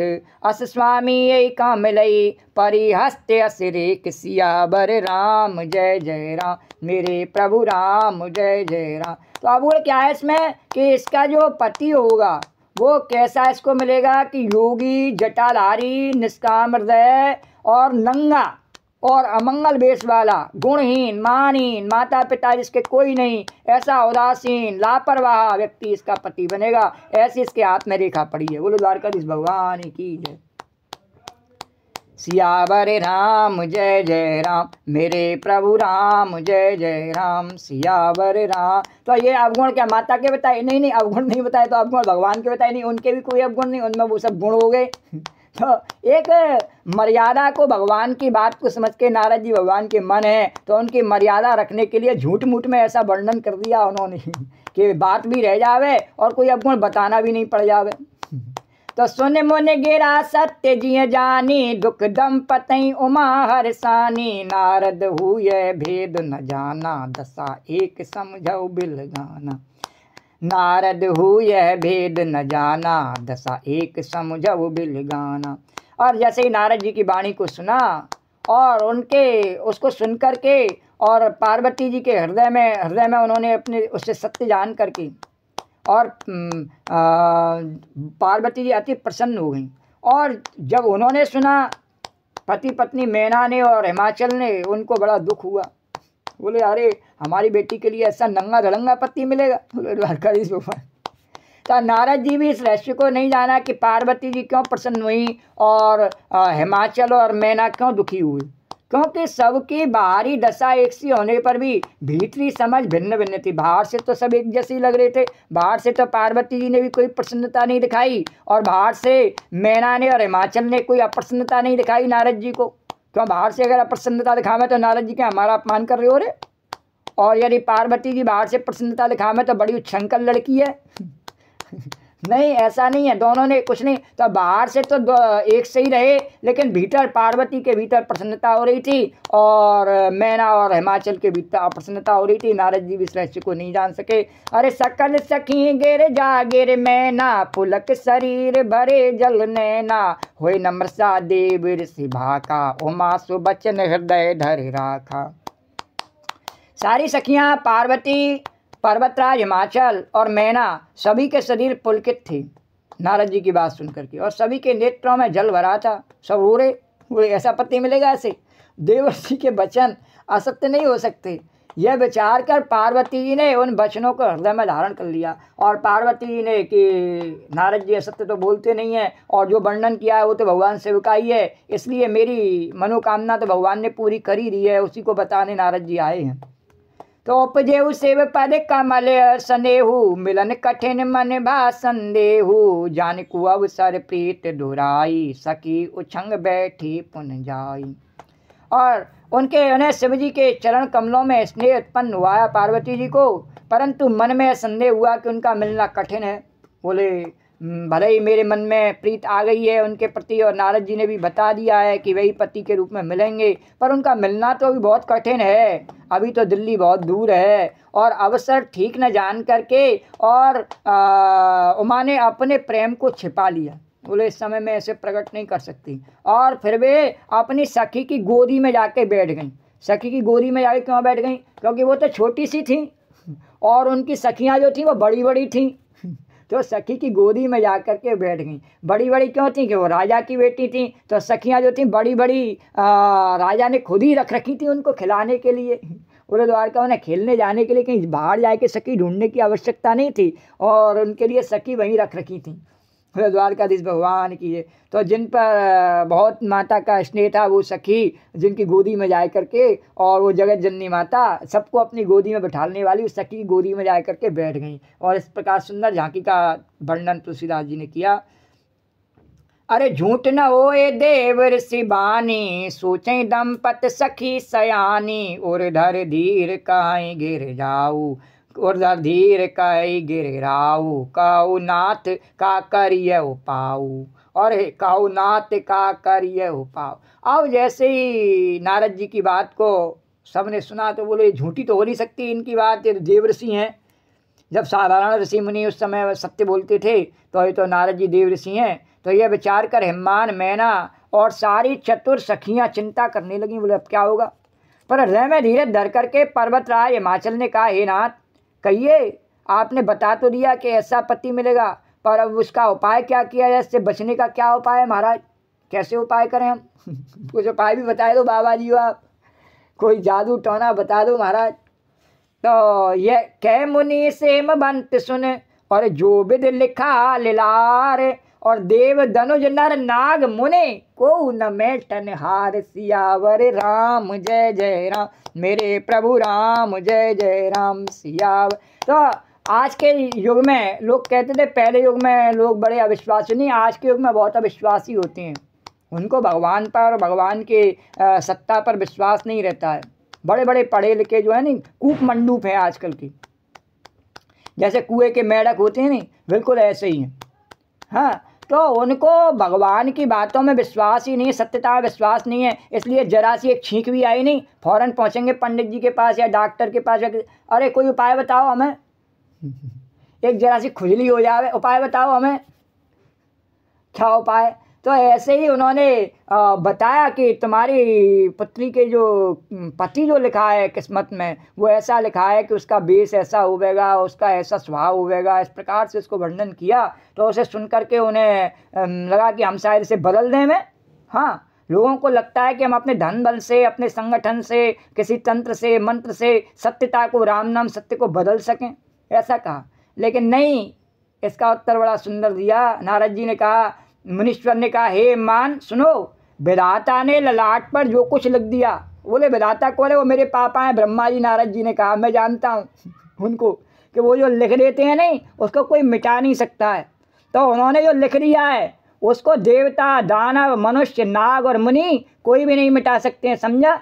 पूरे द्वारकाधीश भगवान को उपाय करने की जरूरत नहीं है, नहीं मिटा सकता है। अब आदमी कहे, अरे महाराज ये इस बात का उपाय, इस बात का उपाय, हम पूरे जीवन उपाय करते रहते हैं। उपाय नहीं है, जो जैसे पिक्चर भगवान ने बना दी है नहीं, ब्रह्मा जी ने, वैसे ही चलनी है। पूरे द्वारकाधीश जो विद्वान ने लिख दिए, छठी रात के अंक, और राई घटे न तिल बढ़े, रह जीव निसंग, और तदापि कहूँ मैं एक उपाय। और फिर भी तेरे समझाने के लिए थोड़ा सा सब्र बच जाए। नहीं, उपाय का मतलब क्या है? कि जिससे हम उस बात को सहन कर सकें आसानी से, वह तो होगा ही जो है सत्यता, लेकिन उस सत्यता को तू सहन कर सके, उसकी शक्ति बढ़ाने का उपाय है। उस शक्ति को बढ़ाने का उपाय नहीं, दुख को मिटाने का उपाय नहीं, दुख को सहन कर सके इसका उपाय है। सत्यता को सहन कर सके, सत्यता को मिटाया नहीं जा सकता है, सत्यता को सहन करने का उपाय, सत्यता को तू अपने जीवन में किस प्रकार से धारण कर सके, उसमें तेरी शक्ति कैसे बढ़ जावे, और उसका उपाय मैं तेरे को बता रहा हूँ। बोले क्या? और तदपि एक मैं कहूँ पाई, हो ये करे जो देव सहाई, और जस बर में बरने उत्तम पाही, और मिलाई उमय तस संशय नाई। नारद जी ने कहा, तो भी मैं एक उपाय बताता हूँ तेरे को, और यदि देव यानी भगवान सहायता करेंगे तो वह सिद्ध हो सकता है तेरा। और उमा को वर तो निसंदेह वैसा ही मिलेगा जैसा मैंने बताया है, इसमें तो कोई संदेह नहीं है। जैसा मैंने तुम्हारे सामने वर्णन किया नहीं ऐसा ही मिलेगा, अमंगल वेशधारी ऐसा ही वर मिलेगा। तो जे लेकिन हाँ जे बर के दोष बखाने ते सब शिव पै में अनुमाने। और जो विवाह शंकर सन होई 200 गुण सम कह सब कोई, 200 गुण सम कह सब कोई। अरे मैंने जितने दोष इसके पति के बताए हैं नहीं वो सब मेरे अनुमान से बता तो मैंने दिए, पर अब मैं ध्यान करके देख रहा हूँ तो वो जितने भी बताए हैं वो सब भगवान शिव में फिट होते हैं।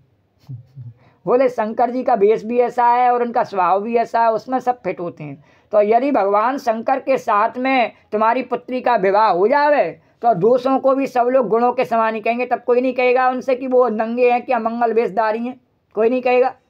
बोले क्यों? बोले तो वो तो भगवान है, उनसे कैसे कोई कह सकता है कुछ भी। तो जो है वो कैसे नहीं कहेगा, उदाहरण दे करके बताया कि जो ऐसे जैन हरि करई और बुध कछु तिन कर दोष न धरई और भानु कृष्ण सर्व रस खाई तिनका मंद काट को नाई।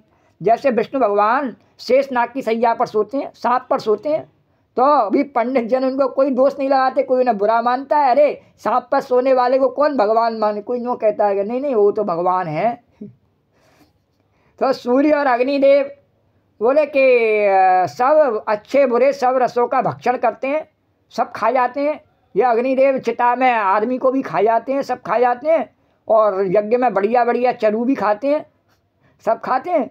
तो और सूर्य भगवान जो है ना सबका रस सोख लेते हैं, गर्मियों में सबका रस सोख लेते हैं, या कोई भी बड़े से बड़ा बलवान हो सबका रस सोख लेते हैं। परंतु उनको कोई बुरा नहीं कहता, कोई नहीं कहता कि बुरे हैं। अरे शुभ अर अशुभ सलिल सब बाही सुरसर को अपनीत नकाई समरत कौ नहीं दोष गुसाई रवि पावक सुरसर की नाई। और गंगा जी में शुभ और अशुभ सभी जल बहता है, वो नाला भी बहता है और बढ़िया दूध कोई चढ़ाता है, दूध फूल वो भी बहता है, शुभ और अशुभ सभी बहता है। पर कोई उन्हें अपवित्र नहीं कहता कि वो अपवित्र हैं, कोई कहता है? नहीं कहता। तो इसी प्रकार से जैसे सूर्य अग्नि और गंगा जी की भांति समर्थ को कुछ दोष नहीं लगता है, उसी प्रकार से भगवान शंकर को भी कोई दोष लगता नहीं है। भले ही उनमें ये सारे दोष दिखाई देते हैं पर उनको कोई दोष नहीं कहता, वो उनमें गुण रूप में हो जाते हैं, उनके आभूषण बन जाते हैं। बोलो शिव शंकर भगवान की जय। तो जो अस हिंसा करई नरे जड़ विवेक अभिमान सिया राम पर कलप भर नरक मऊ जीव की इस समान सिया राम। सियावर राम जय जय राम, मेरे प्रभु राम जय जय। और नारद जी ने कहा यदि कोई मूर्ख मनुष्य ज्ञान के अभिमान से इस प्रकार होड़ करते हैं, उन्हें दोष लगा देते हैं कि भगवान शंकर को जैसे दक्ष ने दोष लगाया और दोष लगा देते तो उनका क्या परिणाम होता है, अभी थोड़ी देर पहले कथा में वर्णन नहीं किया गया। तो अब एक कल्प भर के लिए नरक में पड़ते हैं। बोलो द्वारकाधीश भगवान कीजिए। और भला कहीं जीव भी ईश्वर के समान सर्वथा स्वतंत्र हो सकता है? जीव कभी भी भगवान नहीं बन सकता है, वह आत्मा कभी भी परमात्मा नहीं हो सकता है, तो वह कभी भगवान के समान नहीं हो सकता है। इसलिए भगवान पर दोष लगाने का उसका अधिकार नहीं है, नहीं है, नहीं है। बोलो द्वारकाधीश भगवान की जय। तो सुरसरी जल कृते बारुन जाना कबहु न संत करई ते पाना सुरसरी मिले सुपावन जैसे ईस अनीस अंतर जय। बोले आत्मा और परमात्मा में अंतर क्या है? जीव और ब्रह्म में क्या अंतर है? तो बोले गंगा जल से भी बनाई हुई मदरा, शराब है नहीं, उसको भले गंगा जल से बनाया जाए, और मदरा है इसलिए जानकर संत लोग उसका पान कभी नहीं करते। हाँ भले गंगा जल से बनाई हुई हो, है तो मदरा ही, उसका पान नहीं करते। तो ये जीव है, उसमें भले ही भगवान है, जैसे उसमें गंगा जल है नहीं, तो जीव में, हर जीव में भगवान है, पर वो भगवान नहीं है, वो जीव भगवान नहीं है, उसमें भगवान है। गंगा जल है उसमें, पर वो गंगा जल नहीं है, वो मदरा ही। तो इस प्रकार से संत लोग उसका कभी पान नहीं करते, कहते तो मदरा है, भले गंगा जल से बनी है तो क्या हुआ गया। और पर वही गंगा जी में मिल जाने पर जैसे पवित्र हो जाती है, और यदि मदरा को गंगा जी में मिला दिया जाए तो अब वो गंगा जल है, तब वो मदरा नहीं है। तो भगवान में जब कोई मिल जाता है जीव, तब तो वो भगवान है। समझ में आया बात?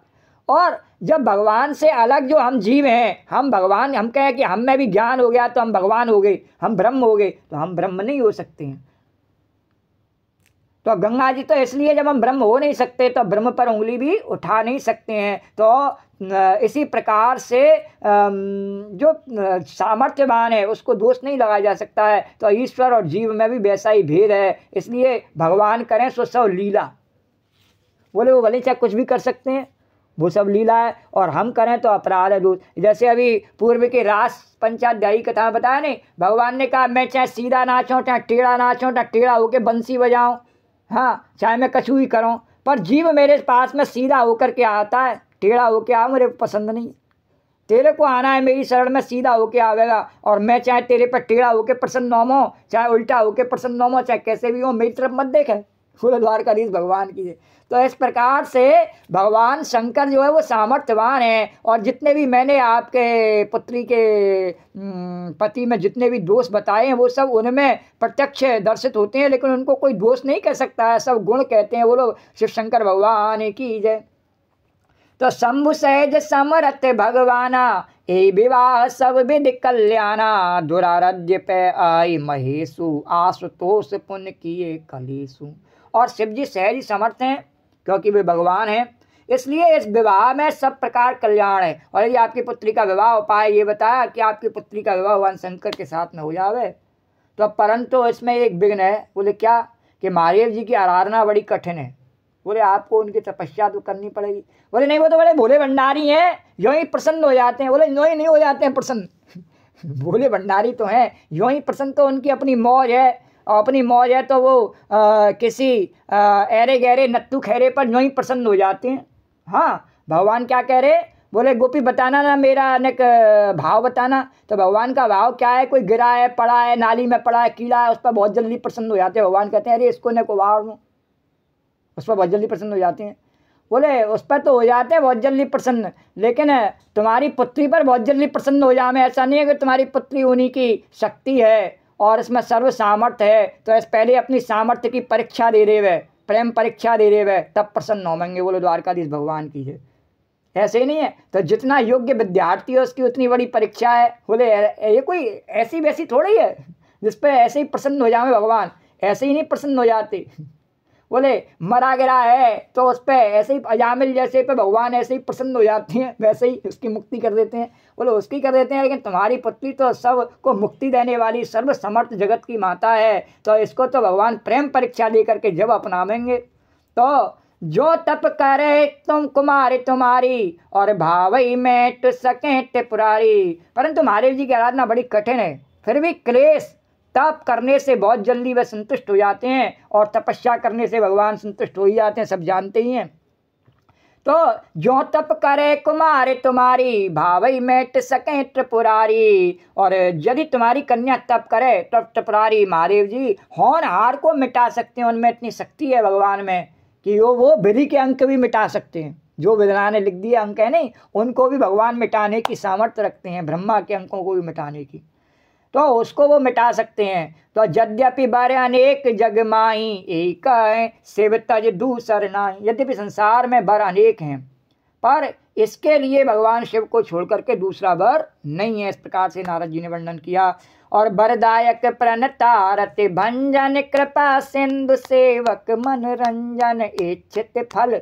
अरे इच्छित फल बिनु शिव अवराधे, और लाइन कोट जोग जप साधे। इच्छित फल बिनु शिव अवराधे, और लाइन कोट जोग जप साधे। अरे शिव जी जो हैं वो वर देने वाले, शरणागतों के दुखों का नाश करने वाले, कृपा के समुद्र और सेवकों के मन को प्रसन्न करने वाले हैं। चाहे कोई भी आवे, भगवान विष्णु के रूप में तो बहुत सोच समझ करके वर देते हैं, सहज देते नहीं हैं। बोले मैं तो बनिया का बेटा बन जाता हूँ, सोच समझ के देता नहीं हो, हिसाब लगाता हूँ पहले। और शंकर भगवान के रूप में तो भगवान बिना सोचे समझे कोई भी आवे और उसको वरदान दे ही देते हैं। तो शिव जी वर देने वालों में और शरणागतों का दुख दूर करने वालों में तुरंत ही भगवान प्रसन्न हो जाते हैं, और कृपा के समुद्र हैं और सेवकों के मन को प्रसन्न करने वाले हैं। उनके जो सेवक हैं भगवान के, नंदी और भृंगी, हमेशा नाचते गाते रहते हैं उनके दरबार में, और शिव जी की आराधना किए बिना व्यक्ति को। जब तक भगवान शंकर की आराधना नहीं करता है जीव, तब तक जो है आराधना किए बिना करोड़ों योग और जप करने पर भी, अनेकों प्रकार के योग जप तप, तो शिव जी की आराधना का अर्थ क्या है कि भगवान शिव सबके हृदय में विराजमान है और सबके हृदय में विराजमान होकर के राम राम का जप कर रहे हैं। इस कथा को पूर्व में भी कई बार वर्णन किया। भगवान शिव सबके हृदय में विराजमान होकर के और राम राम का जप कर रहे हैं, तो उनकी आराधना करने से ये राम नाम का जप करने की शक्ति हमें प्राप्त होती है। तो उनकी आराधना किए बिना हमें भगवान की शरणागति प्राप्त नहीं होती। तो अस कह नारद सुमरि हरे गिर जय दीन आशीष, और होइए कल्याण अब संशय तजौ गिरीश। सियावर राम जय जय राम, मेरे प्रभु राम जय जय राम। ऐसा कहकर के भगवान का स्मरण करके नारद जी ने माता पार्वती को आशीर्वाद दिया और कहा कि हे पर्वतराज, तुम संदेह का त्याग कर दो और अब यह कल्याण होके ही रहेगा, ऐसा मैंने कह दिया। अरे अस कहे ब्रह्म भवन मुनि गयहु, आगल चरित सुनऊ जस भयहु। पति एकांत पाए कह मैना, नाथ न मैं समझे मुनि मैना। और यूँ कह करके नारद जी तो ब्रह्मलोक को अपने पापा के घर चले गए। अब आगे जो चरित्र हुआ उसे सुनो। पति को एकांत में पाकर के हिमाचल को और उनकी पत्नी मैना ने कहा, हे नाथ, मैंने मुनि के वचनों का अर्थ नहीं समझा। स्त्री होती ऐसी मुँह से समझ में आ जाता है, और फिर जानबूझ के बहस करने के लिए और अपने पति को अपनी बातों में उलझाए रखने के लिए और अपने साथ में चिपकाए रखने के लिए ऐसी बातें बनाती हैं। फूलद्वार कर इस वजह से मैना ने बनाई। मैंने समझे मुनि के बहना, अब उससे बोलो, बात बताओ उसको।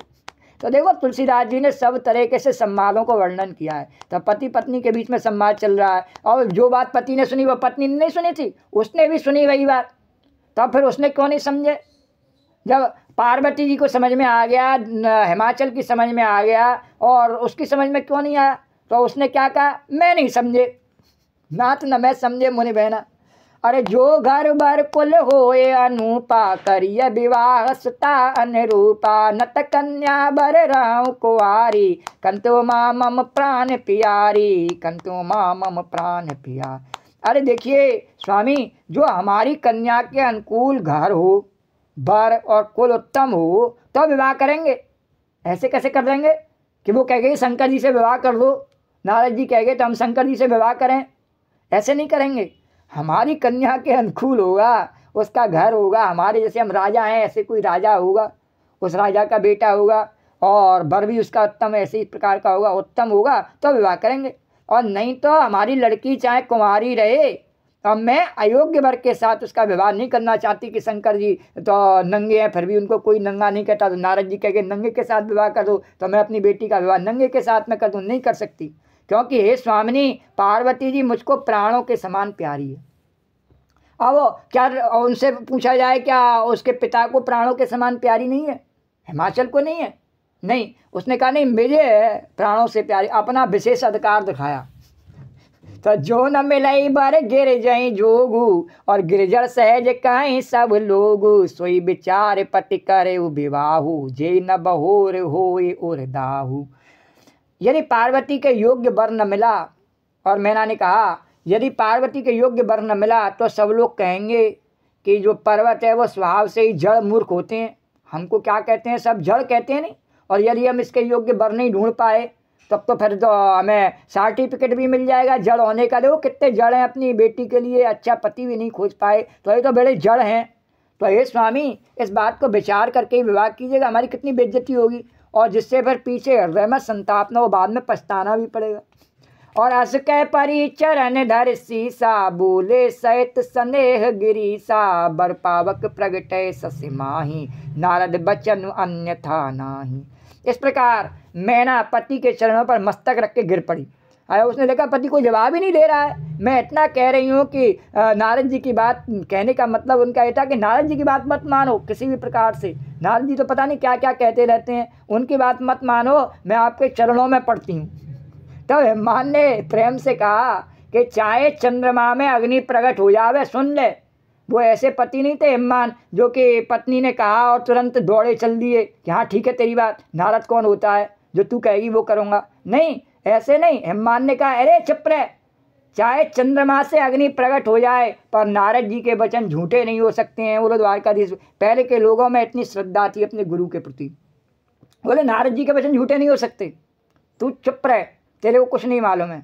अरे प्रिया सोच पर हरऊ सब सुमिरऊ श्री भगवान, और पार्वती निर्मयू जई सोई करिए कल्याण। सियावर राम जय जय राम, मेरे प्रभु राम जय जय राम। सियावर राम जय जय राम, मेरे प्रभु राम जय जय राम।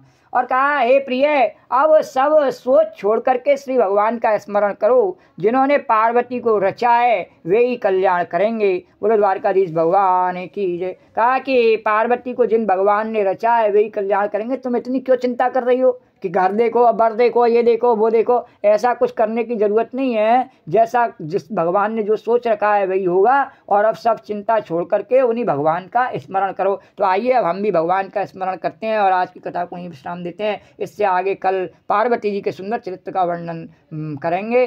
तो श्री राधे गोविंद, श्री राधे गोविंद, भज मन श्री राधे। श्री राधे गोविंद, भज मन श्री राधे। श्री राधे गोविंद, भज मन श्री राधे।